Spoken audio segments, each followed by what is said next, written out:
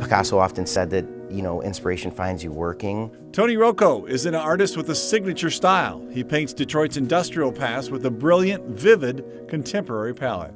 His parents immigrated from Montenegro, spent 3 years in a refugee camp in Italy, eventually raising the family in Plymouth. So I started on the assembly line when I was 19. His income helped his family, but he always stayed true to his passion. Because I was still an artist, I was sketching on my breaks in the UAW and Ford, took note of my abilities.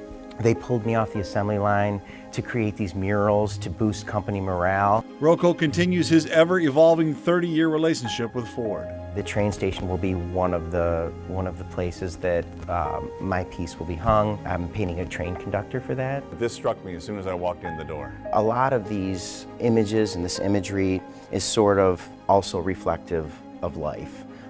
Struggles, fights, battles. You're helping kids that have some of those issues too. Art Foundation is a nonprofit providing art education in schools and juvenile facilities in Southeast Michigan. In many cases, these kids have never created before.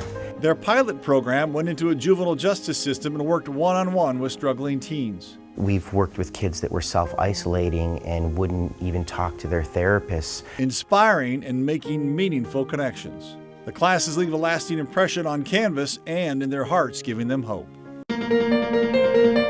And in December, Wayne County sold one of 2 vacant historic industrial mills to the nonprofit. One of the very few that was built by Albert Kahn, designed by Thomas Edison. The mills located on Hines Drive in Plymouth were donated by Henry Ford to the county, and for 70 years, the mills were neglected, becoming eyesores.